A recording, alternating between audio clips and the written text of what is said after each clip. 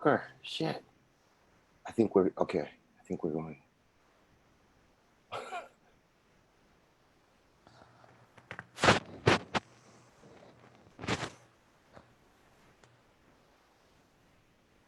Oh my god.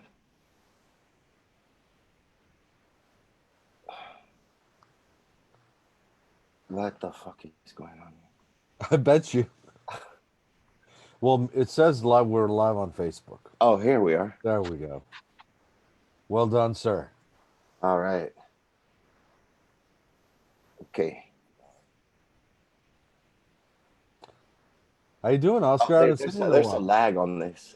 How you doing? Good. I bet you. Good. How are you doing? Oh my god. Well, it says live. We're live on Facebook. Oh, Yeah. here we.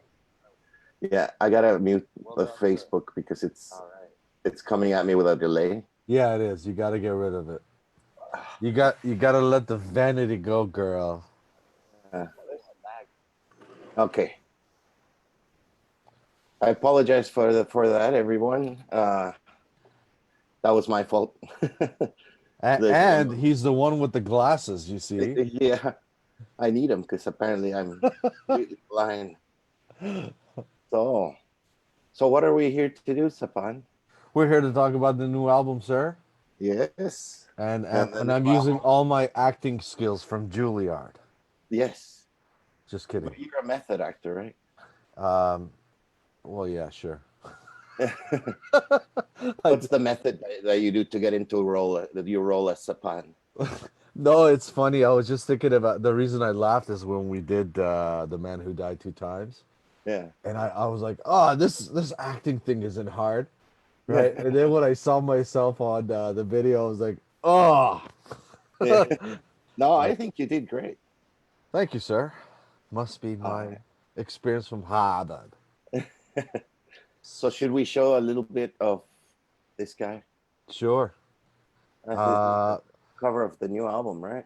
I know there's a lot of suffering in the world. I understand people are upset. Some people have had trauma, but I want to just mention Oscar's not wearing a mask on the cover, and he's spreading COVID to all these other people. You know, I COVID didn't exist at the time, so Okay, I I think I'll take that as an excuse. sounds good. But I have been very good about my mask wearing. Yes, you have because you're so yeah. So yeah, go for it, Oscar. I wanna kind of hear because I do remember one of the first things I remember is when you were talking about a song called Giant and how you were dedicating it to your dad. Um, Yeah, that's that's kind of my first memory of the album, how we started. right. For those of you that don't know this, so sometimes, pretty much after the first album, we started the second album with some sort of leftover material, right? If you remember, we had a few demos here and there, um, and I think that was sort of the case with Giants, um, but some of it was written from scratch too, around that time when we after we finished the second album. Yeah, Giants was my dad had Alzheimer's at the time, as you know, and it was interesting because I started writing this piece of music that became the song Giant, and I thought I had this lyric that sort of halfway survived into the finished lyric, kind of morphed into slightly different line, Yeah. but um, but it was the idea that as my dad kind of um, lost more of his memory, like I kind of became his dad in a way. And in fact, one time he asked me like, "Are you my dad?" Because I realized I had kind of taken that role, um, which is fine. I think maybe it's the way it's supposed to be or something.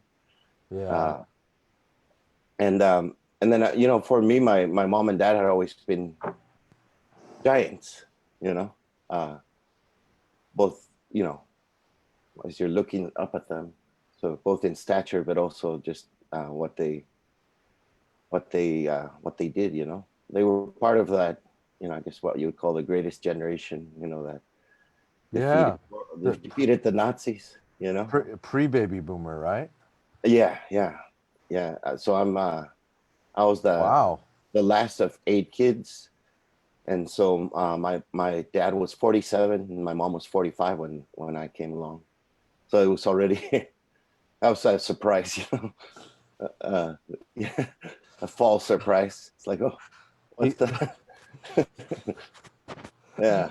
Sorry, ladies and gentlemen, he's trying to say he was an accident. Yeah, exactly. Poor guy. Um, I I I definitely so just to kind of just in case people just logged on, we're talking about the album Giants, and we're doing a pre-order, and it's happening as we speak. It's gonna probably be continuing for another week or two. And there's Oscar in the front, myself in the back. Beautiful drawing by Mr. Paul Whitehead, who's who has agreed to be part of our art department, which we're very flattered. And please, guys, if you want to get on chat and ask questions, by all means, be great to because last thing we want to do is sit and talk to ourselves for 5 hours, 2 hours. So, so what I remember is we did an extremist. We finished it. Did we wait a long time or no? Or we kind of because I remember the between the debut and the In Extremis, it was like a 2 year wait or something before we got playing again. Yeah. Yeah, and I think with In Extremis we were working with a lot of our idols, and this kind of album is very stripped down, so you get to hear us more rock and rolly. And Billy Sherwood of Yes, also a producer and BFF, he pretty much produced the album with us, and he sat in the leading chair and just kind of beat the best out of us. Um, and I remember like he was looking at Oscar. He's like, Oscar, you got chops. Go play some solos. And you could just see Oscar flying away. Of course, I'm Mr. Slowhands here. I got all jealous, so I tried to do my version of shredding. So we'll do the best we can do. Well, you know who else they call Slowhand? Yes, Eric Clapton. There you go. Yeah, So you're in good company. I am in good company.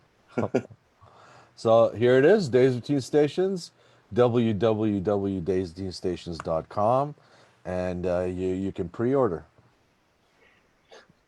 I also remember when we were starting the second album, this album, In Extremis, we had a lot more of it completed before we went to Billy. That's right. Yeah, and we were it's a little bit putting ourselves in a vulnerable spot, but it's a little ashamed to I'm a little ashamed to admit it, but we were a little bit stuck, I guess. When an extremist? Yeah, I mean, I think The Man Who Died Two Times was done musically, but lyrically and vocal melody wise, Billy contributed so much to the project. I feel like we clicked very very easily. Yeah. You know what he brought to it just elevated it instantly. And took it to a whole other level. And of course, we had some illustrious guests on that album as well. Yeah. And I remember talking to you about when we were recording Visionary for that album, and you asked me something about like, what should we do with bass here? And I remember saying something like, oh, wouldn't it be great to get Tony Levin on stick here? Right. And so I go home. We would record a lot at Sepand's place there in Encino. I drive home, and the next weekend I come back up, and it's like Sepand's like, oh, so I contacted Tony Levin. I'm like, what? So, and Sepand's pretty modest about this, but he's this guy, like I think pretty much the same thing happened with Paul Whitehead. I was, wouldn't it be cool to have a Paul Whitehead cover? Next thing I know, I found Paul Whitehead. So it was pretty amazing. And that was before Billy's Rolodex, which obviously includes everybody. He knows everybody, right? But so props to Sepand for being a GSD guy. Oh, I have to give credit of meeting Billy Sherwood through Eric, our Of friend and course, yeah. social media genius, And who Eric, is continuously telling me to say www.daisytstations.com. You can pre-order the album. It's coming out September 21st because it's my birthday and I'm arrogant. yes. Thank you. Well, no, I'm agreeing. It's your birthday. It's I'm just, so Um, and huge props to Eric too. Eric, yeah, fantastic, great guy, and also incredibly good looking. very, yes. And we're pretty sure he's a Viking. He is a Yeah, Viking. yeah. And Um, he's not the Eric Nielsen from Marillion's camp, by the way. so Common oh, misconception. you see that? Okay, there we go. Is this am I doing justice? Because I wanted to explain the artwork. That looks beautiful. Okay, so we basically this time around with this album, we had I want to say Oscar had a lot of material, but it wasn't finished. Like there were just ideas, some more finished than others. But basically, I remember Oscar had some ideas, and we called Billy. And going off what Oscar was saying earlier, we didn't have much of completed work, so he came in. Usually, Billy came in, so to speak, when we are getting the dough ready to get the pizza, the album ready. So he really pushed us, and he had a vision for what we needed. So this one's faster, faster paced, faster tempos, more key changes. It sounds more rock to me. But what was cool was usually with the last two albums, we came with the concept or the story towards the end. Would you say that, Oscar? Like I think we just kind of throw we I write think material and throw stuff on it and I think see we had who like comes out. we compiled the themes into a unified theme. Right, I, I would say, previously. right. So I think we kind of went like, okay, we're writing about this and this and this and how to make Kind it of brought it together. less. Yeah. And so I think with Oscar, sorry, with Paul and Billy, we came in much fresher. So there's a lot more for us, for Oscar and I to be surprised because we hadn't composed all the material. So we decided to strip it down per Billy's suggestion, not have everybody on it, just keep it more of a band vibe. And that's what we did. Just four instruments. Billy, of course, multitasking. We have Durga McBroom from her own talent. And of course, she blesses Pink Floyd with her voice as well. Colin Moulding, obviously, Ecstasy, our cousin over the pond. Just spoke to him last week. I love that guy. I love that man. Gentleman. He's a true gentleman. And so I remember sitting down with Paul and Billy at Star, I won't mention the name, a horrible coffee place. And we were talking about Oscar's topic, Giants. And Oscar's song specifically had something to do with his parents, which he talked about earlier. But then we started talking about other types of giants. And what do you remember? I remember obviously your dad being first, and what's next? Yeah. Well, I remember there was an artist on MySpace. It's going back that far, and she was in France.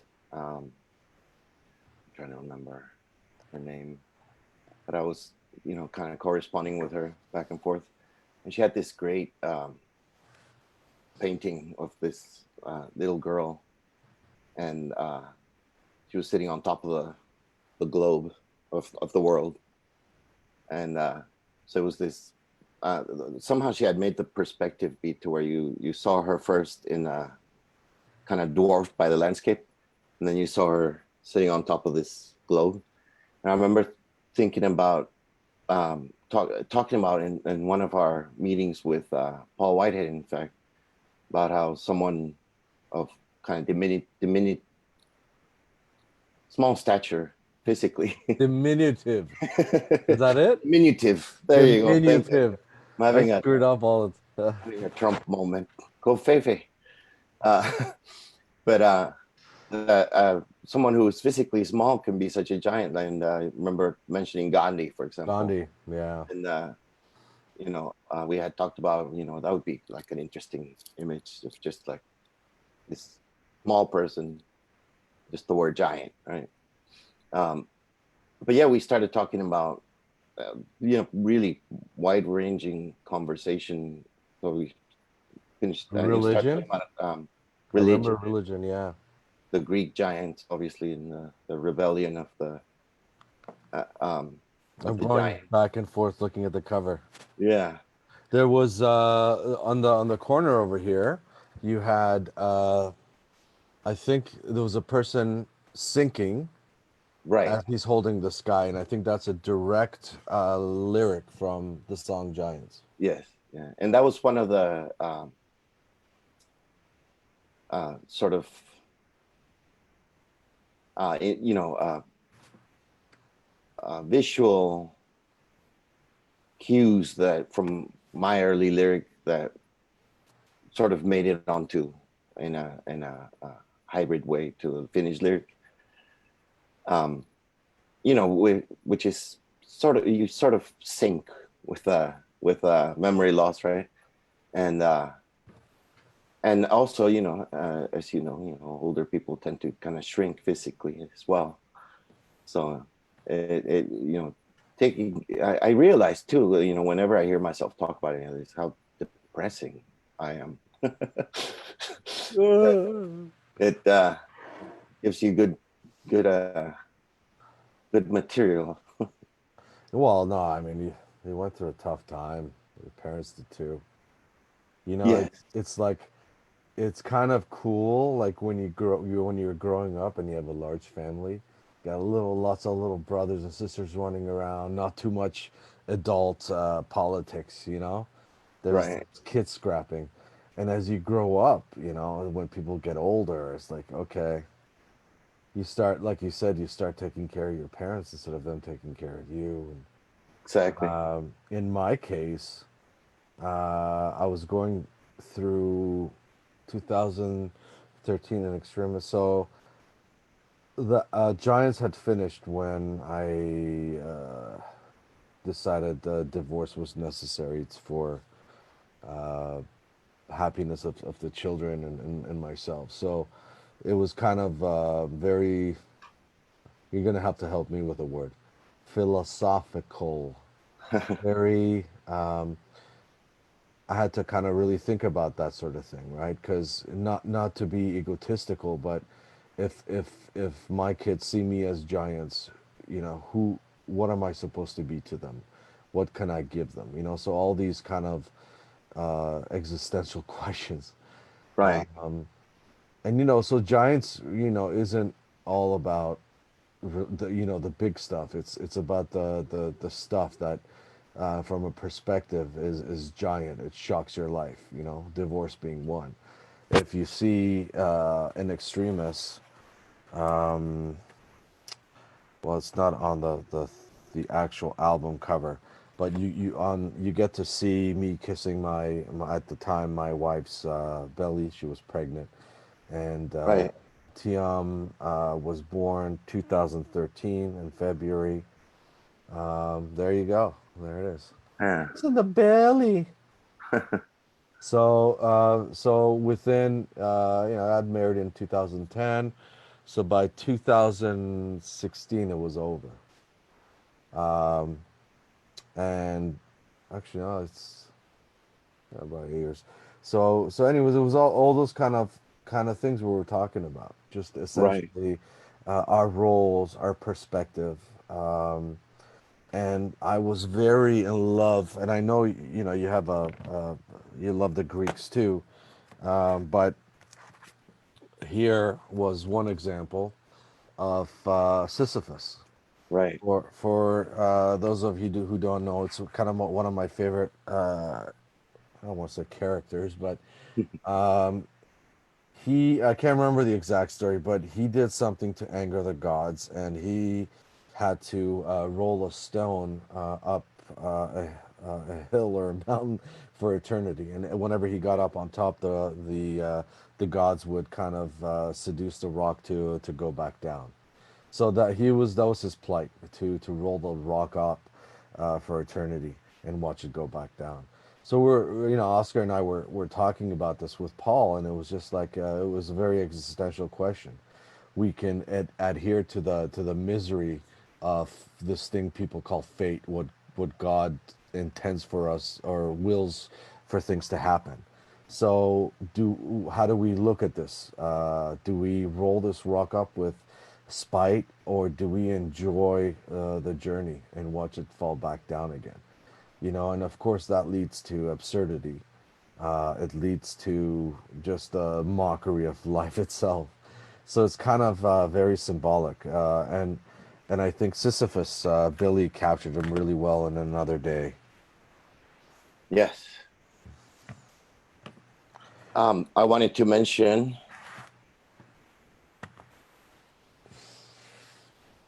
Hi, Kristen. Hi, Rocio. A couple of people saying hi. I wanted to mention this is available for pre-order on www.dayesbetweenstations.com/store, and as is some of our other stuff, I think is still on there. And if you pre-order, it's really help us to put the vinyl edition out, which is going to be really do justice to Paul's artwork and Paul's artwork, Eric's mom's artwork, which she did some great artwork also, and Eric's overall layout, which all of this comes alive, of course, on a gatefold double LP. What is the word? If it's a gatefold, so it's not Gatefold, 12, right? 24 by 12. Right, right. Right. And those of you who like vinyl won't be disappointed with this. Now it's available on both the colored vinyl and the black vinyl, right? Yes, Yeah. 50 So limited. yeah, and And then, do you have any of the artwork pulled out there? um, Mine's shrink wrapped. I'll have to oh, is it? open Yeah, it. Is yeah, I yours? can pull it out. Yeah. Yeah. So this is the CD booklet. And of And course, he's just showing himself. you can see it, and then so when you Yeah, sure. open the Cover my face. gatefold, so when you open the gatefold album, you'll see this the whole 9 yards there. It's Uh, very nicely laid out. this is what you did the whole time, by the way. Okay? Let me What show is you what you did. You covered Daddy's face with your finger. um also you can see some of the artwork and the lyrics here.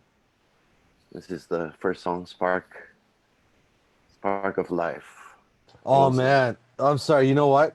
Can we maybe go through the song by song? Because Spark had a Mm. cool thing. I remember you gave me this. Was it a cassette? Was Yeah, it it on four was. track? Yeah, it was something I actually recorded on 4 track back. So that's going way back. So Really? yeah, So you had this, I think, even before we met, or was it yeah, during? yeah, right before. Holy! Yeah, and so Wow! it was the genesis for this song. And you've got 4 tracks, so you have to be creative. So basically, I would record. I recorded a keyboard, um, bass, and some drums, some sort of programmed drums. Bounced those to one track. Added some keyboard overdubs on another track. Um, had to be creative, right? And I remember thinking, obviously the inspiration for that riff was kind of obvious to me. So I remember calling it Emerson Disk Drive. That's what it was. Yeah. And you know what? I remember. This is gonna be so rude. I remember the first time I listened to it. Not that I'm an expert, but Right, right. it sounded like 70s porno music, you know? I remember Which that. actually it happens to be my background. Right, Not, right. oh, That's right. but yeah. So yeah, yeah. But I thought it was almost too prog, almost. So um, if there's such a thing, that I just commit a cardinal sin. Well, I have to say, Massa Eddie says hello to me. Hi, Massa, I miss you. Hope you guys are doing well. Nice. Yeah. So there was that 4 track demo.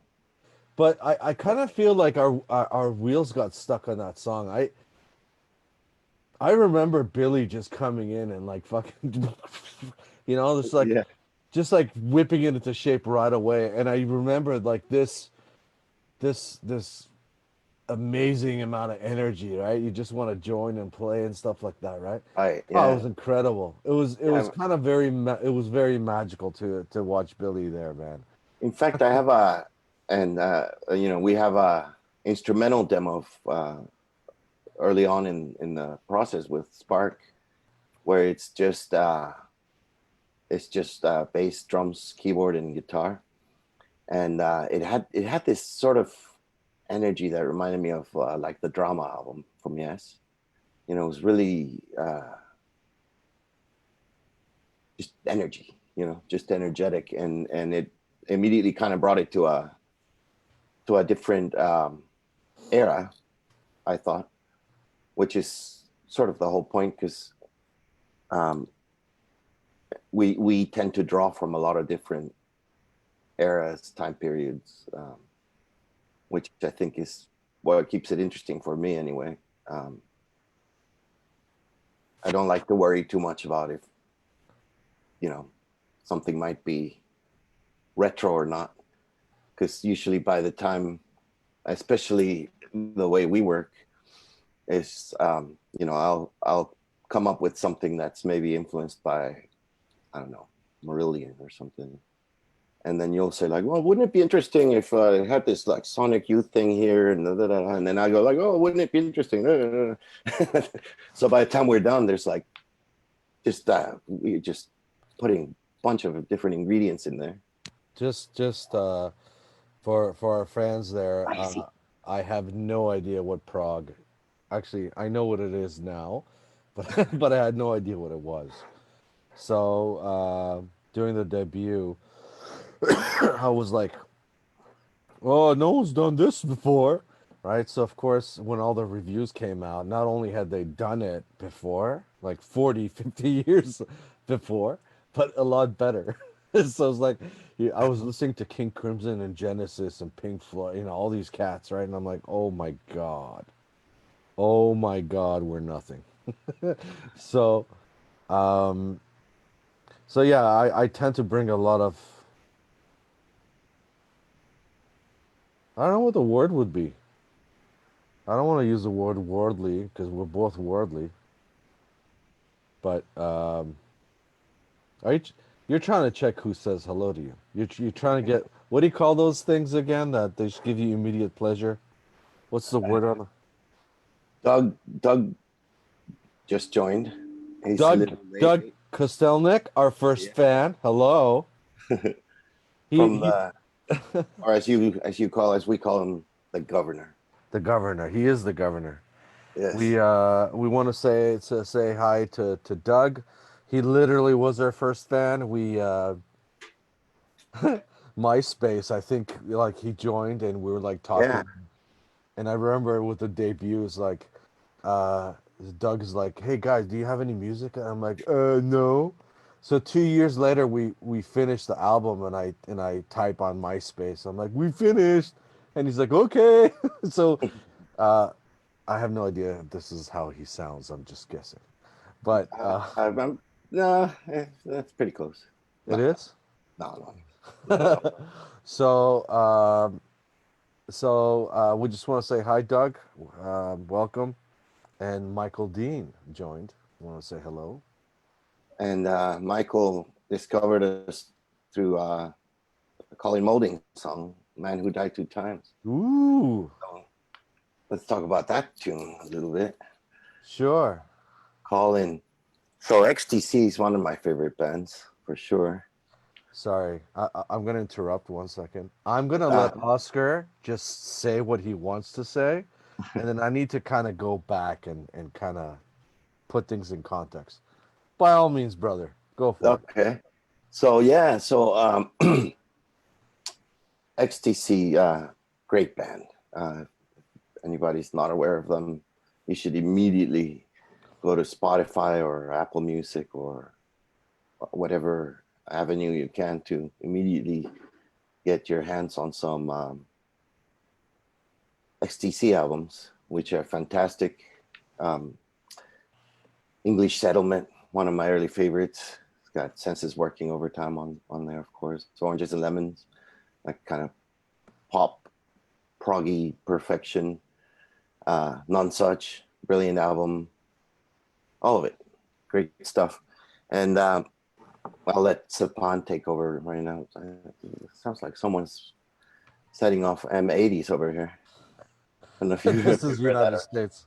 that. No, I remember with the debut, we're having a lot of discussion. They weren't. I don't think you and I ever argue, really. Have we? No, not really. Well, Well, everyone knows you're better, so there's no argument. But basically, I remember there was some stuff, right? I remember like with the debut, we were kind of debating if Radio Song fit with the album, right? So to me, again, not to sound arrogant at all, right? But why not have a Bohemian Rhapsody and a Radio Gaga on the same album, right? To me, it was like the pop music will kind of draw people in, and hopefully we can keep them with the stranger stuff, so they right. kind of listen to it more and more. Um, Yeah, and I think I was with that song in particular. I was like, this one's too pop. We should yeah, put it on like a side project or something. right. Yeah, But no, I think it worked out. Whatever obviously the decision we made, it worked out. And this is then, the debut, by the way. oh my God, you got a signed version. I do. How'd you get Oscar's signature? He's so hard to find. Yes, he is. And Sapan's signature on there too. By the way, Sapan did the cover for our first album. Oh yes, This nice painting here. of course you get reviewers like I remember it was this dude from was it Romania or yeah, he's like Shrek on the album. I was like, I was like, yeah, it does look like Shrek. So Mm. I started painting again, by the way. Oh, great. Yes, I'm having Fantastic. lots of fits with that. Uh, So keeping on the pop theme there. Pandemic blues. Yeah, Mm, go ahead. Sorry. Goes by Gravity. That's your Yeah, magic. so Colin is back. Ghost by Gravity. That's an interesting song. Also, that was originally on a 4 track, I think, as well. Uh, the initial um,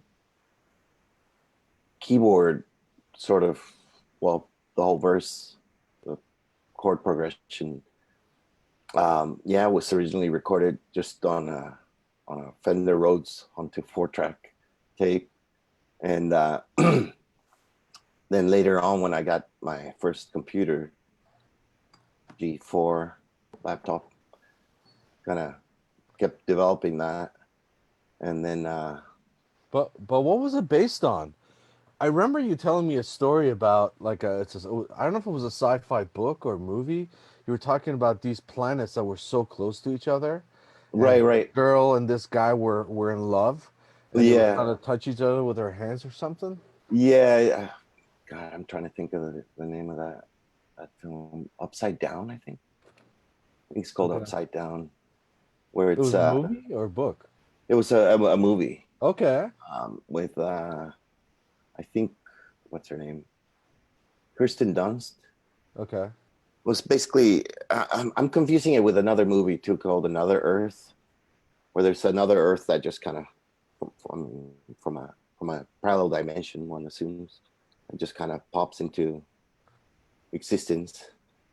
And so there's like the existential threat because they're too close. And this other Upside Down was a lot more um, well, unrealistic, obviously. More But sci-fi. I thought it was a really like interesting concept for it. They couldn't be together. It was like a Romeo and Juliet, and they literally couldn't be together because they were oriented differently, Right. almost upside down. And that's where Gravity came in. Uh, Right. Now I remember we were writing lyrics, and we sent it off to Colin. And I do remember telling him I wasn't impressed with our lyrics. And I think he took his pencil or pen to it, right? Yes, he did. Came up with some great stuff. In You know fact, what? Yeah, not to put you on the spot, but since you have the packet open, maybe yeah, read yeah. a little something.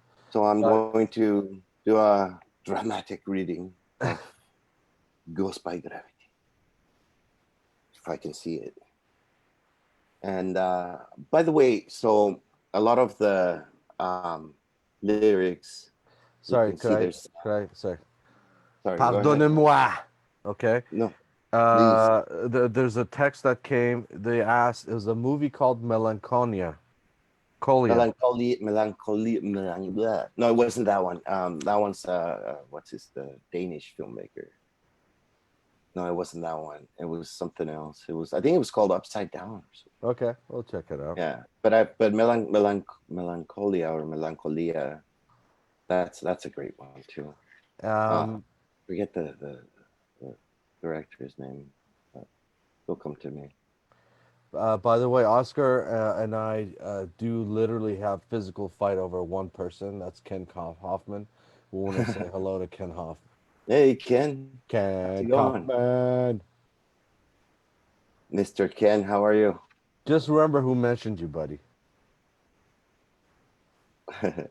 Sorry. Hey, Go ahead. hey, I was gonna mention it first, but you distracted me with the That's right. dramatic. I did some I did some Jedi shit on you, man. Yeah.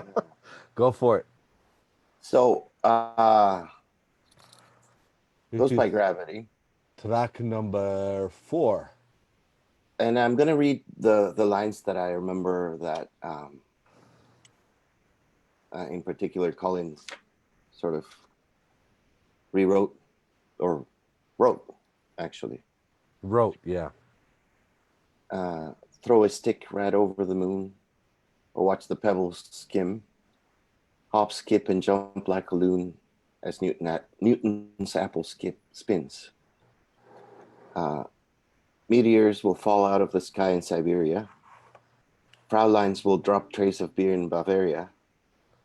Boulders will roll down Michigan hills. Keen fighter pilots will drop for a thrill. all know their name when they're falling 6 floors to oblivion. Ah.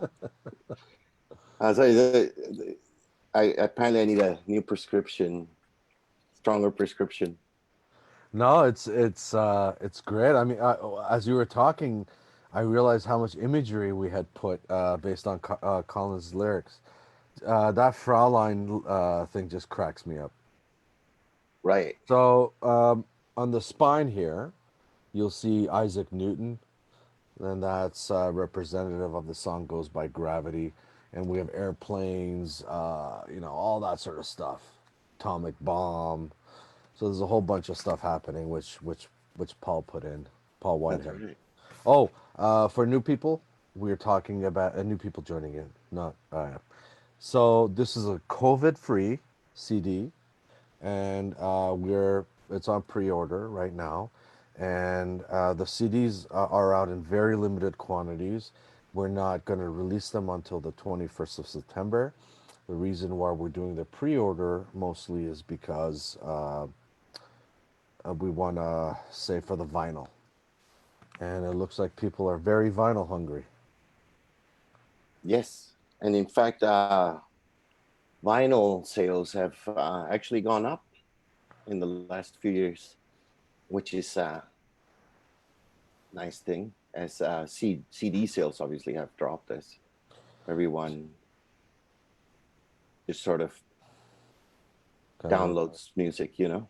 Which brings us to the song "Witness the End of the World." Who knew? I mean, this is more like a fire drill of how things can really go wrong.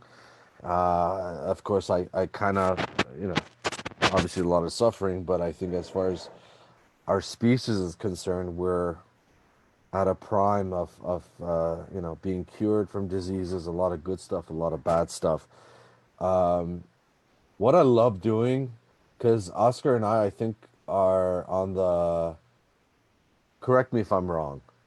I am speaking for you. I think we're on more on the low self-esteem rather than the high self-esteem. I don't think, well, we get balanced sometimes, but there's no moments of like, oh, we're terrific, right? It's mostly like I think we throw everything we can at a song and see how it develops, So we're much more servants than anything.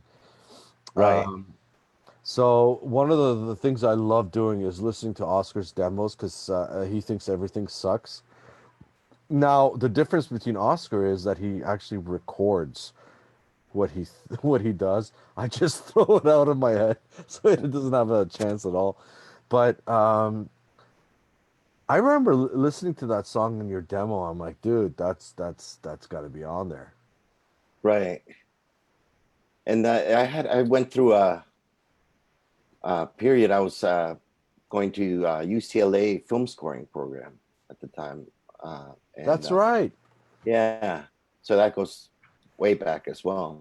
Um, and I went through a period where I was writing sort of waltz after waltz, and you know, I do like the waltz uh, form, or and this particular piece I think was actually, it was one of the more tonal ones because I was experimenting a lot with chordal harmony and non-chord tones and stuff. And I had a teacher at UCLA, Bruce Reich, classical composer, and he was really pushing me for to he would react most favorably to my most non-traditional compositions. So, for example, one that still might make it onto an album at some point, Thompson's Waltz, which was basically form-wise pretty traditional waltz, but harmony-wise, it's really built on non-chord tones, which was it's an interesting challenge, when you're like composing and you're not using chord tones, and you're also not using some sort of other system like 12 tone to compensate for You're that. turning me on so much right now. Chord tone, 12 tone. Yeah. All right, Oh, moving you, on. no, I'm just kidding around. No, I meant I think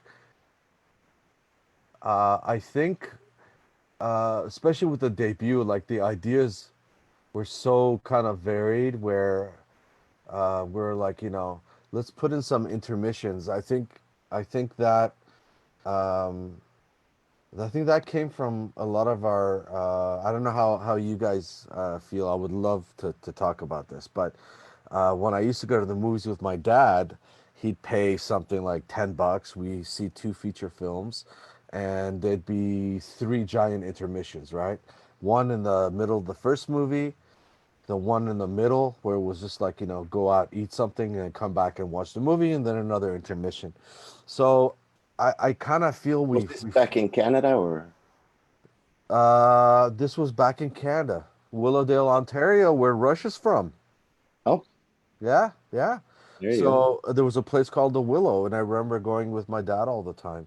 So that kind of stuck with me, and that really showed up in Extremis too, especially with No Cause for Alarm, which was kind of a orchestration of everything that happened during the album. But um, I just kind of felt because we take different routes as far as musical landscape is concerned.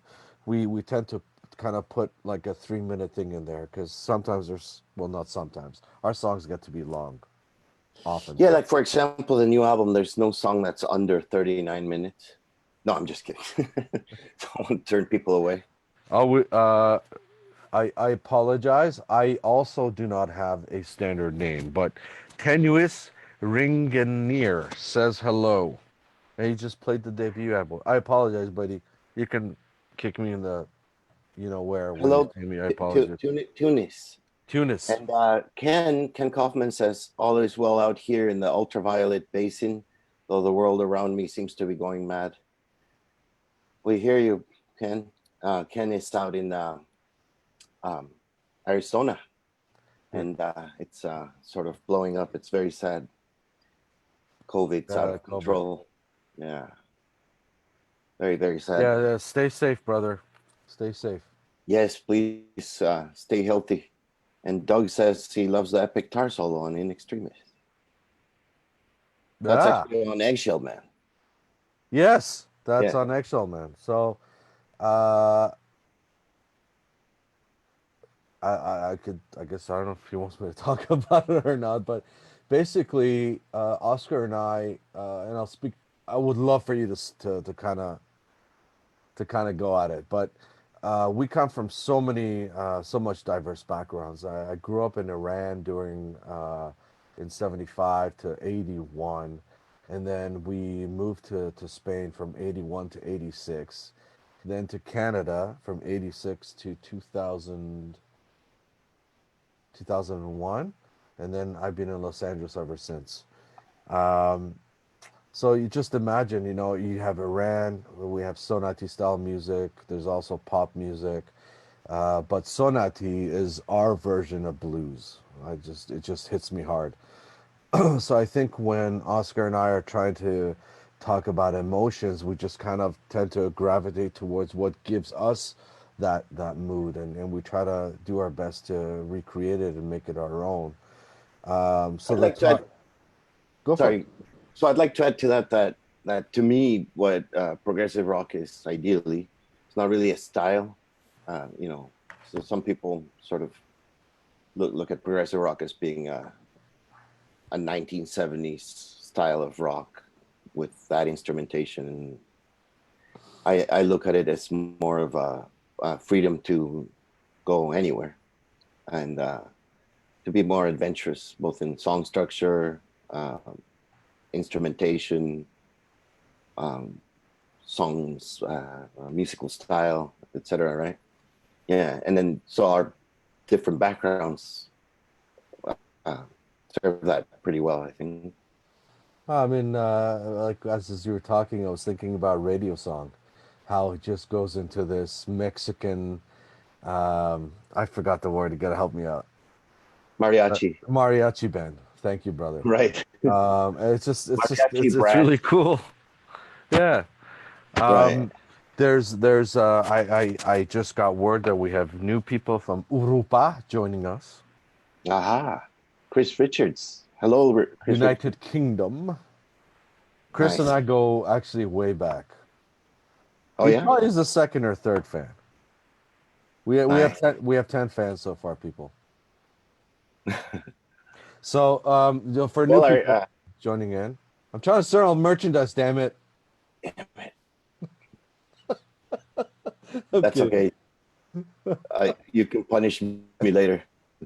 Kidding.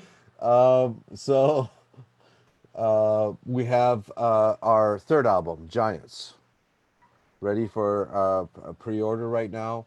And one of the things I'd like to do, we kind of did this. It's my fault. Unorganized, I feel, but we can go through the songs again. Kind of Spark, Witness.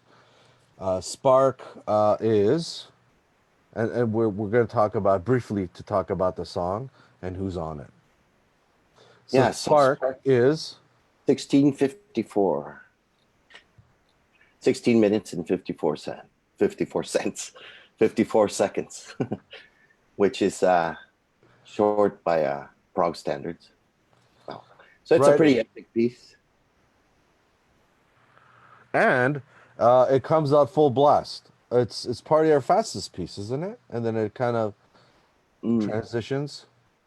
Yeah, I would say that is the fastest piece, Right. tempo. It's So got varying tempos, and so what I think listeners can we're not gonna tell you how to feel about stuff, but the last two albums we had an orchestral piece, yeah, synth or strings. This one's just right, kind of a left hook, fast paced thing. yes, And, and but we do have and Inid Avisa on this track. she's singing. Uh, Yes, yes.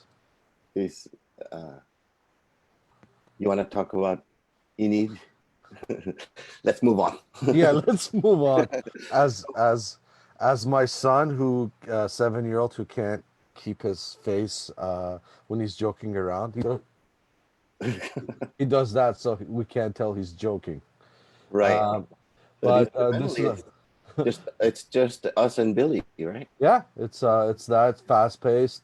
This is where it's just like I remember watching Billy Sherwood work, and I'm like, wow. It's like, just shut up and learn, you know. And he's such a down to earth guy, and it's like watching a mad scientist just pour chemicals into a test tube and just trying stuff out, and he's playing stuff, and Oscar, play this, and I play that, and it's just like it's awesome. Yeah. And it's like playing with Billy because he's I think I think I've worked with him on on three separate projects. I think he loves getting the raw energy that comes out. He doesn't like anything manicured really. And I remember when we were working with him, how he was just coming up with all these parts, and we're just checking stuff out. And I remember him shaking us. You know, I mean, not in a bad way, but we're used to doing things in a certain way. And I felt like, hey, the 40th take is not good. Do the first or second take. And actually on Spark, there's a couple of spots where Billy's like, oh, beautiful, I'll take this. I'm like, dude, I was just rehearsing a lick. And he goes, no, it's good, it's raw. I'm like, no, I was rehearsing, don't put that on there. But of course, when, I mean, what, Billy probably has, what, 30,000 hours instead of the normal 10? So, you just, like I said, shut up and listen. And it's just like, wow, okay, cool. So, Yeah. I I don't know don't if you think remember. I don't. I likened it to it's like you take the lid off and just music just pours out. Yeah, And it's You know, just it's incredible. It's literally like getting on a surfboard with Billy and just riding his wave, you know, and it's just amazing. And he's such a down to earth guy, very caring. Doesn't put his ego in front of anybody else. He just cares about the work. I admire him for that. Sebastian from France says hello. Ah, Bon- bonjour, Sébastien. Ça va? Oh, that's cool. Hope you're having some wine, brother. Ah, yes. Um, You want okay, to so we go talked about track by track? Witness, the second song. Sure. It's Durga McBroom. Since I talk so much, go for it. Actually, I think you have an interesting story, Durga story, don't you? When she first recorded the track, she was in, was it Oh my God, Lebanon or Tangier? something? Yeah. Yeah, Yeah. Do you remember that? yeah. Uh, Poor girl. She, by the way, the coolest gal on earth. She's just badass. Like Incredible voice, right? incredible voice, a badass personality, strong, wise, just remarkable woman, remarkable, Yeah. and very lucky to count her as a friend. She's feeling a little, so we're gonna wish you lots of good health and lots of love. Hope you feel better soon. Anytime you need soup, I'll make it for you. It's not the end of the world. And Witness the End of the World is a shorter track at 3:56, and kind of continues that tradition that we have of balancing longer and shorter tracks. The next track is Another Day, which is on the epic side at 9:38.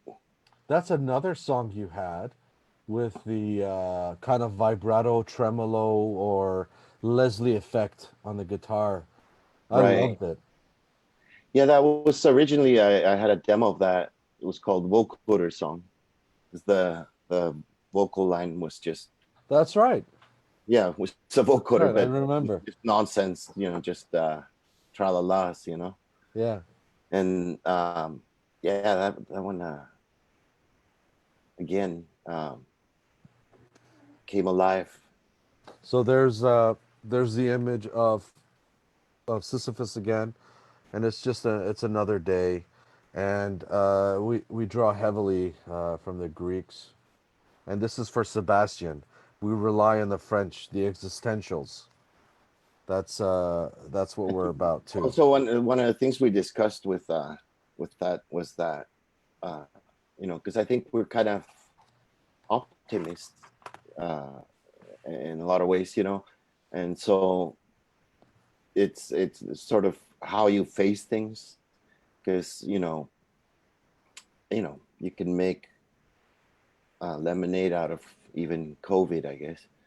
It's things happen that happen, and then you just kind of push through it, and if you can still keep creative and still sort of be of some service to mankind in a way, Right. whether it's making, delivering food, or being a doctor, or maybe making a song in some small way, also Hmm. contribute something.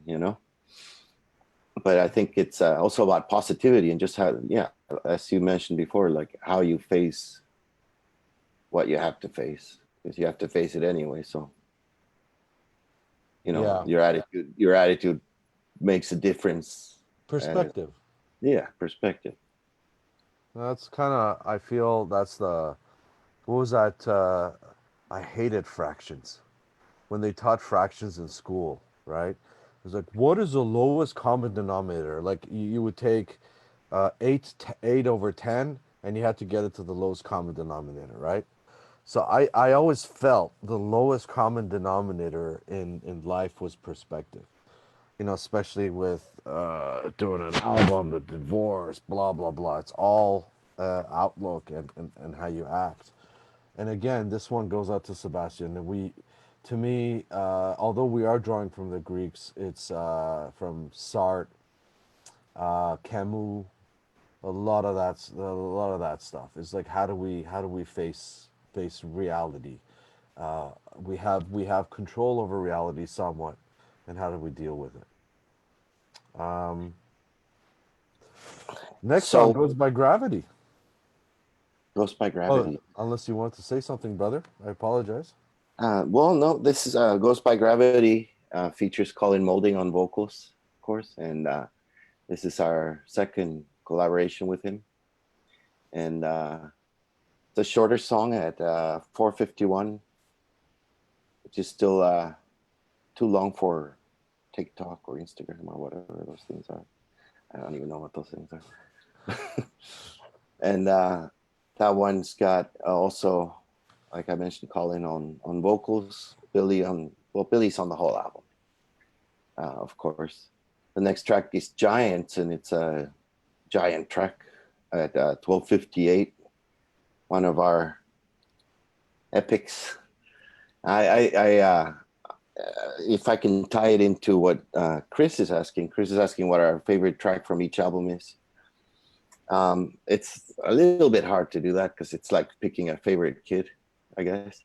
But I have a soft spot for Giants. I think, I love torturing kids, so it's just I'll be happy to. yeah. But I think Giants is a pretty standout track for this album. What do you think? Each album, I got them Oh, here. Hold on. All right, Chris, let's go through this.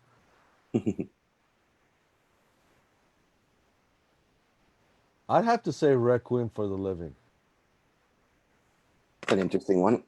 It is because somebody called me crazy when we're trying to write the song out. So this is a kind of an Oh interesting no! story. That was a 4-track demo as well. Oh, Yeah, the original, the first part of Requiem for the Living, I had actually watched a movie, Tom Tykwer movie called The Princess and the Warrior. He directed Run Lola Run. I think he did Perfume, oh Winter wow! Sleepers, maybe. A lot of films with Franca Potente. Great director. And I had watched this film, The Princess and the Warrior. And sometimes this happens just with films. I'll watch a film, and as soon as the film's over, I'm like, and run to the keyboard, plop something down. Sort of, it's a source of inspiration. Yeah, And so originally I was calling this just because Franca Potente was in, and she's so associated with Run Lola Run. So I was calling it the Lola Melody. that's Uh, right. right, yeah. And And I then there just was kind of another. No, didn't know what to do with it. you had another one, and I said, and I do remember, and because I was driving in my car and I was listening to it over Right. and over and over and over like a stalker.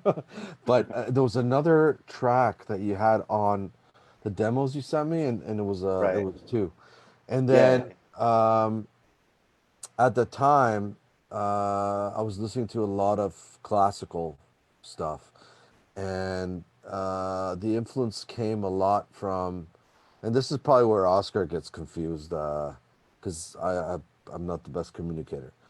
So it was like the Gorecki beginning, right? Right. That would Gorecki be is number a three, I Polish, think. yeah, number three. There was Sonic Youth. It was an AC/DC inspiration.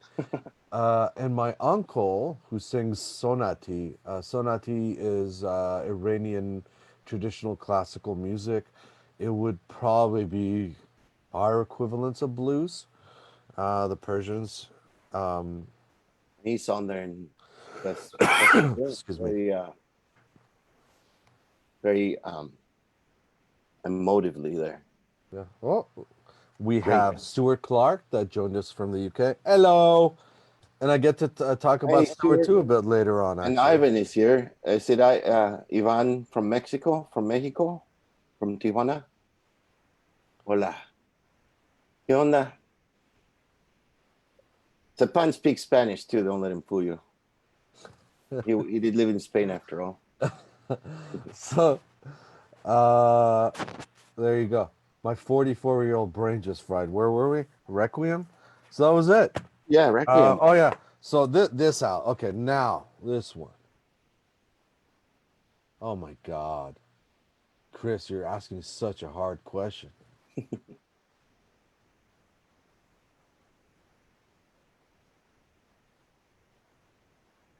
I would have to I say on that album, yeah, it's difficult. I have to say no cause for alarm, man. Oh, really? Wow. All right, that is surprising. Well, it was one of those things where you really burnt the what do they call that? The midnight oil, Oh, yeah, right? yeah, That's an yeah, expression that means you worked day and night for this thing, right? yeah, yeah. I did. And by the And time when you were came, recording at, we were recording the string section at what was that, Conway? yeah, yeah, yeah, Yeah, and I think by the time we left that night, I hadn't slept for a couple of days, yeah. you know, and but watching these guys, they're credited as the Angel City Orchestra, and some of these guys, they play on like every soundtrack you've heard. Well, of the stuff that's recorded over here in West Coast, They're incredible. and so basically I would set set their parts in front of them on the music stands, and they would kind of look at it, and we're in the booth, or and I'm kind of going like, because I'm always worried that, like, did I not transpose something, or I was like, half asleep, and then I just write some nonsense line for the viola or something, or if I put the viola in the treble clef instead of, you know um and then they start playing through the first time around, I think the No Cause for Alarm orchestration, and I went, oh my God, we're doomed. This is terrible, right? And it was just, they were shaking hands with it, and literally, like, 2 minutes later, they're like, okay, we're ready. And then we Bam. rolled the tape, and it was like, It's holy, it's amazing how they're like just incredible. pros really pray. It's just Oh it's my God, incredible. it's those guys are incredible. Uh, Yes. and uh Props to the Angel City Orchestra. Mr. Tedesco, we love you. Thank you, thank you. We shall contact you again. Legendary name, by the way. Yes, yes. Yes. So, Chris, Giants would be my favorite on this album, aptly named Giants. I didn't have problems picking stuff out of this one. I Hmm. because I guess I feel this was more one song almost. Hmm. This feels like it's separated, like the debut. Um, so yeah, so Giants, for those of you joining us, www.daisyteenstations.com store. We're doing the pre-order, and we're just going over the songs. One of our dear fans, Chris, and we're fans of him, of course. And my sister Uh, Sandra says hello. Hola. you have a nice sister. I'm gonna have to take mine off the will. I'm just kidding. Oh, I'm just kidding. she's So, very nice. Giants. Um, this was a very personal song for Oscar. Wrote it for his dad as he was battling Alzheimer's. I really had zero input on it besides playing, but it's my favorite. It really is. I wouldn't say that you had zero input. I don't remember having any input. Actually, this album is a lot you and Billy. Well,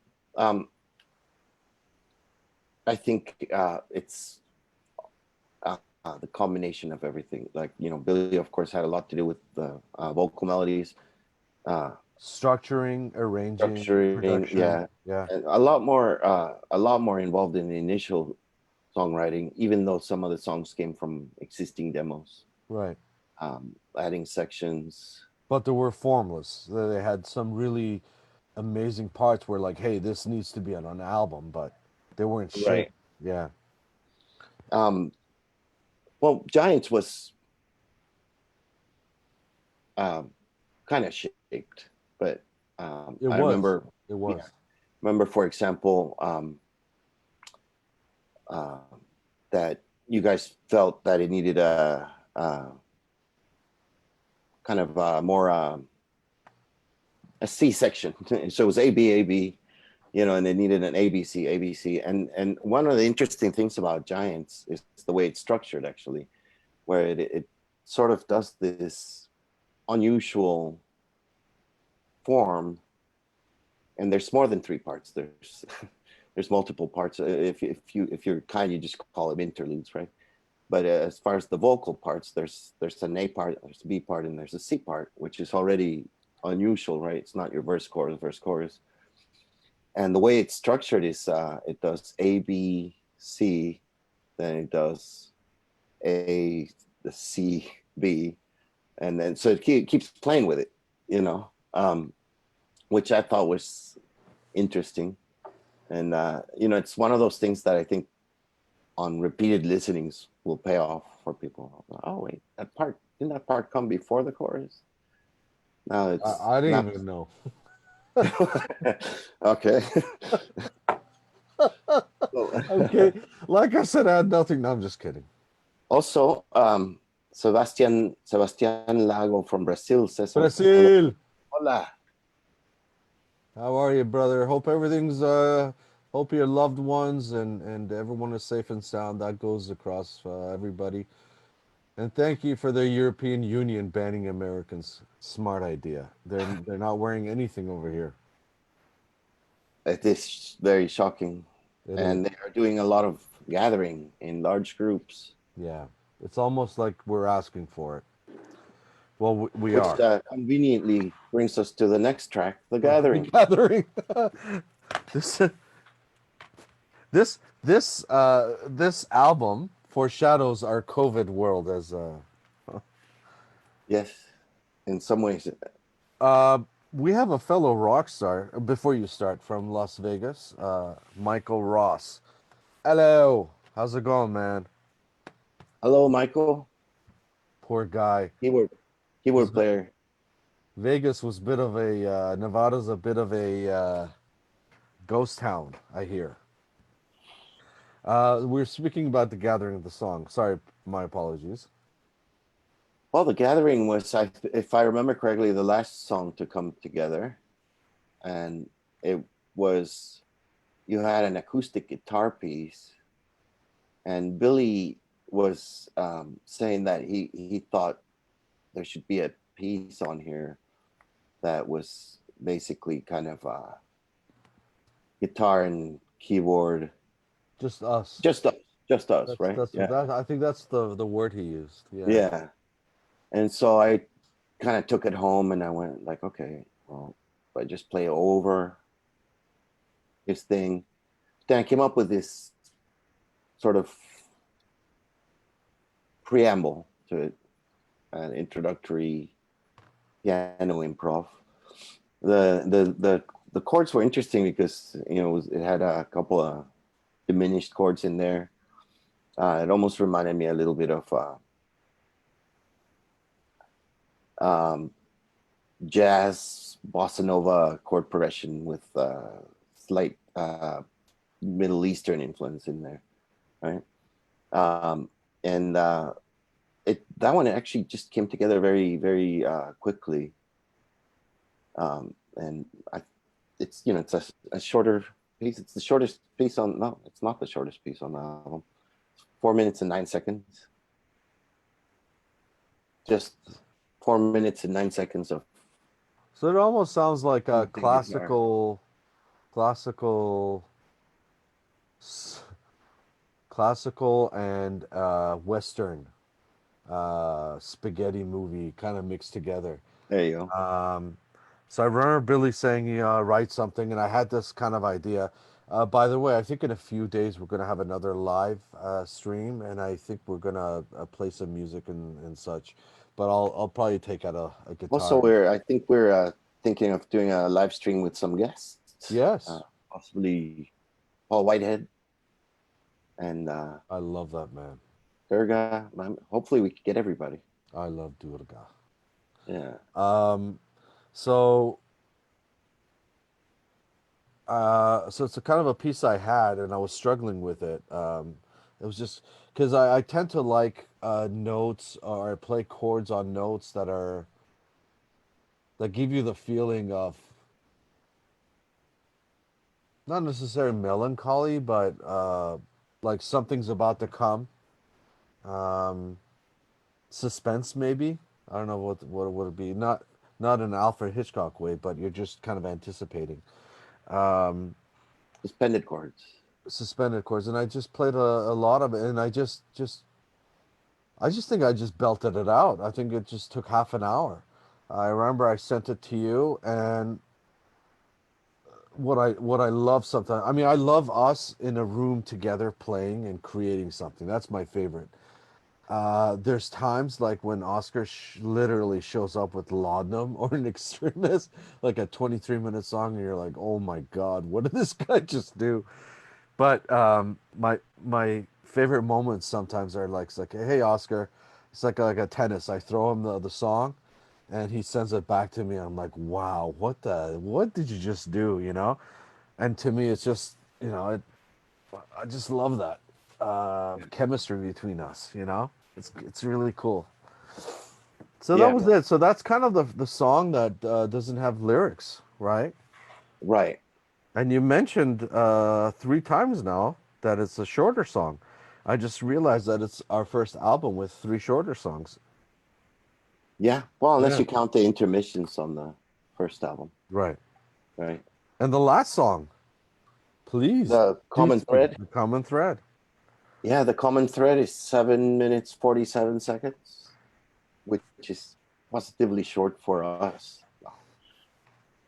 And yeah, it's a great track. Billy wrote and brought in, and it was just really pulling all the threads together of lyrically and especially lyrically, and bringing it all together for a grand finale. And I'll And really, I think the common thread within the album, I can talk about it, but I kind of have a crush on you talking, Oscar, because it's kind of I like think I've talked enough. people did you, well well, can you help me maybe? um Sure. there we go. So basically the album cover has to do with a lot of you see like people gathering in crowds, right? So there's some sort of spectacle happening. There's Oscar on the ground. um let's see here. Reference So to Jonathan. Jonathan Swift over there, right? Right. There it is, right? Then you have Isaac Newton with the apple on his head. People are gathered around science. You'll see Buddha here, people gathered around religion. You see technology here, people gathering around technology. You see karma and hardly anybody. This is Paul's take on karma. And you see people crowded around there. So it's really about it's funny, like well not funny because it's sad. It's sad, but this album kind of like is very relevant to today, isn't it? We're talking about tribalism, people getting into their tribes, religious, political, whatever it is, and us just bombing the hell out of each other in every way, harming each other. Right. And I, And and I that is we sort of addressed that in the. I think we're sort of optimists. I think ultimately, and we do sort of try to address some of this in the lyrics. And I think we end in a on a positive note. If I may read a little dramatic reading from Se Common Thread. It's the common thread, searching for the heart of the matter. uh, listening for the truth in the chatter, common thread, crossing the bridge to tomorrow, enduring the pain and the sorrow, transforming our way of living, learning new ways of forgiving, one world here for us. And that sort of encapsulates the theme of that piece, I think. And I think we got tested as a species the past year. I know a lot of people were a lot of friends were upset with obviously the Trump election. There was so much going on. And I kind of talk about the divorce as well. It was very surreal. It almost feels like someone sucked me to the TV and I'm in this show that I have no control over and I'm just watching everything and absorbing, right?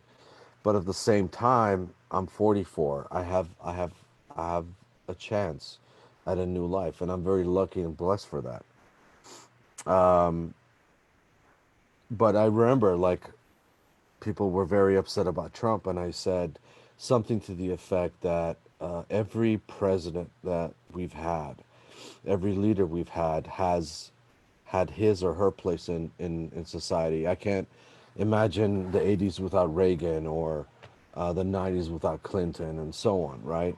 So I think as a species we're really being tested, and I think this beautiful experiment our forefathers uh, called democracy, and they wrote this beautiful piece called the Declaration of Independence, and I think it's everything's being tested right now. Yes, Fortunately, and sorry, go ahead. sorry, brother. Now, fortunately, you know, COVID situation could have been a lot worse.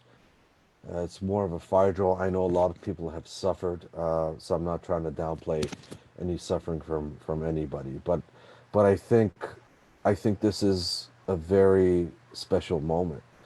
Oscar, I apologize. Could I add one more thing? It just kind of popped in my head. Uh, Forgive me. Um, I, to put this the best way, and I kind of thank Colin Molding for that. I don't know how you feel since your parents passed away, but there's um, there's people in your life that give you a spine, give you a knee, teach you what the proper ways are, right? In any situation, especially with a divorce or work or whatever it is, you can, as with social media, you can really go out and nail people. I I think that sometimes the moral fortitude gives way. But and what I wanted to talk about, Oscar, is that I feel like an orphan sometimes, where I don't have someone I can look up to, and someone to kind of just help me in situations of crisis. And with Black Lives Matter and all the protests that were happening, I really kind of thought like who really who really shapes or not who would I want to be, but who teaches me to be a good human being, right? Because look, we're in our I'm in my mid 40s, right? So in essence, I have a 7 and 4 year old. In essence, it's like what all I can do is throw things at them so they experience life, they learn who they're about. So it's but who do I have? And it's just there's only a handful of people. What I started doing was I started buying these black and white portraits of people that matter to me, right? Like Martin Luther King, Malcolm X, Muhammad Ali, Mark Twain. So I'm kind of framing them now, right? Oliver Holmes Jr., um, Marshall, um, George Marshall with the Marshall Plan. I can go on and on. And um, so sorry, basic. Hang on a minute. Get rid of that there. So basically, I bought these. I bought pictures of my giants, and Sure. so that was basically it. And I just kind of look at them, and they gave me that. And really, I wanted to kind of mention how much of a gentleman and honorable person the people that we're working with, like Billy, like he's such a powerful effect. You know, he's such a good guy. Um, and we're very blessed. Colin, Durga, Eric, you know, all you guys. We really want to thank you for everything. I mean, you guys are giants to us. Yeah. And if I may, like, since it is July 4th here in the States, Independence Day, um, in a couple of things you were saying made me think about that. I hope, you know how, when you were a kid, you would sort of write an essay like, what I did on my summer vacation and stuff. And I really hope that some people continue to. It looks like we're heading to another lockdown, right? Like, and Yeah. I really hope that some people will actually really examine our in the case of the United States, our founding documents and our founding principles, right? Because I remember last year, NPR basically read from the Constitution and the Bill of Rights, and the amount of people who called in to complain about this socialist propaganda that they were playing, it was shocking that people were literally not recognizing the U.S. Constitution and Bill of Rights, and were mistaking it for some left wing, you know, propaganda, right? So it makes me think. Yeah, I mean, let's if we're not all free, can any of us really be free? Mm. I While you were talking, I was looking at a quote from Winston Churchill because I love the man. Um, it says, and it's about democracy, and I really love what he says. Indeed, it has been said that democracy is the worst form of government, except for all those other forms that have been tried from time to time. Right? So it's almost like we're in this petri dish, this human experiment. And Right. at this time, with all the lies and all the personal scandals and everything that happened, it's like, wow. You know, like I think what I wanted to say was you keep your spine straight, act in your nature, be a good person, and part of dying is leaving a good world behind, the best world you can for kids and people living in it, you know? And I think this album had such a huge impact, and I had no idea that how relevant it is to right now. By the way, I did want to show this. We were talking about divorce. This album was mastered April 2016. So it's been shelved for 4 years. I don't know if we should And have said maybe, that because now there's pressure to do new stuff. well, at our pace, We're when we're, the we're sorry. We're slow cooks in the kitchen, as they say. no, we're gonna hopefully release something much quicker this time around.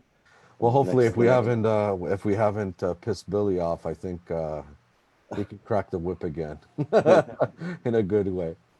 right. Also, wanted to say hi to Alexander Paris. I assume he's from Quebec.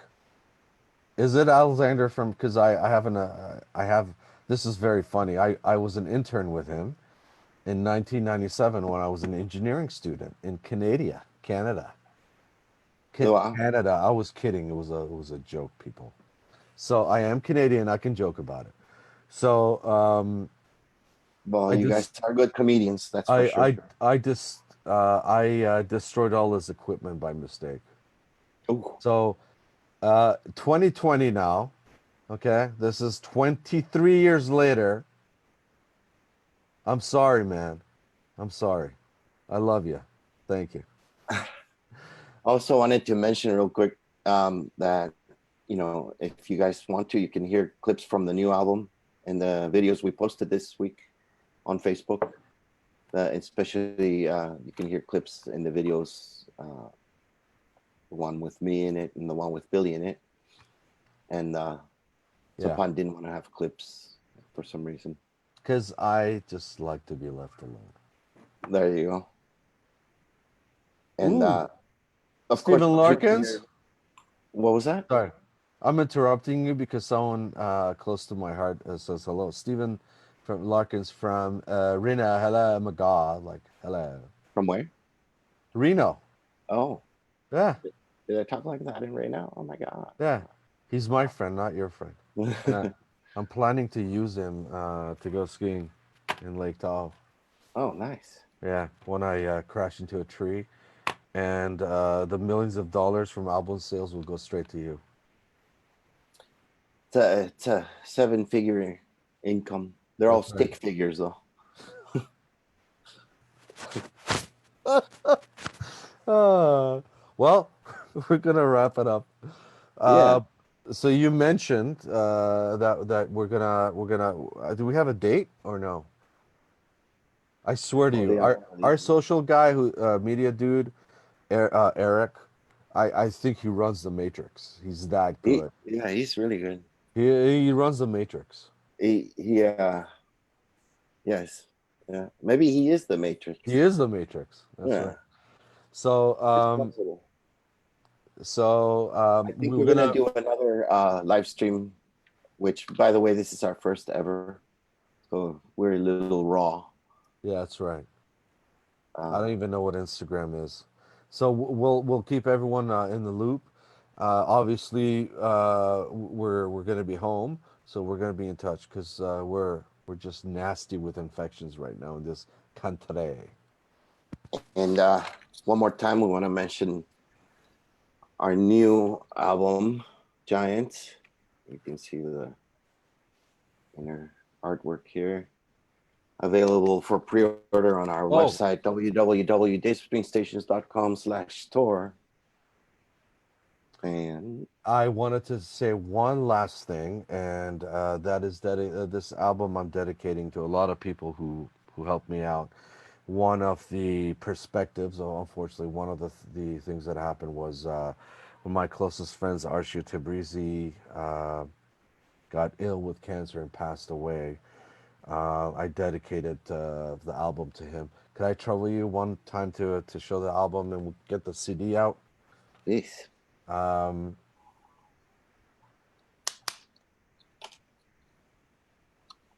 there you go. So this is a young guy I grew up with, known him all my life. And speaking about perspective, when he was facing cancer and I was facing divorce, I realized that I had an inconvenience and he had a problem. Um, I miss you, man. Love you, and you're the reason I play music. awesome. So we'll be in touch sometime this week. We'll be around. Yes. And we're gonna see if we can have you guys. Hey, Santiago says hi. How you doing, dog? Hey, ¿qué onda? This is Oscar and his My posse. family's here. That's right. Thank you, family.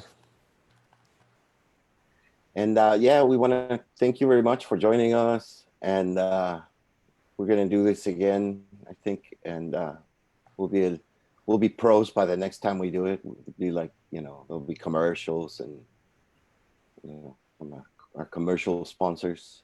That's right.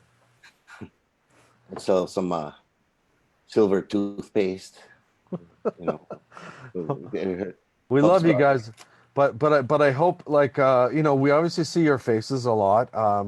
We'd love to listen to your voices and seeing your faces on video, and I hope that we can talk more and you have more questions. I know we're a little on the what do you call it, on the reclusive side, but we love you guys, and this is all about getting to know you guys better and answering questions, and we have questions too. do more conversation. So just bear with us, and we'll let you know when to meet with us again. Awesome. Yeah. All right. All right. Well, Lots of thank you, love. everyone. Thanks, And Oscar. It was we nice will seeing you, see you brother. the next time. Nice to see you, man. That's right. And we will see everyone soon. That's right. Adios. Hasta luego. Bonjour. Au revoir. Bye bye. Bye bye. Rodolphus. Ni hao.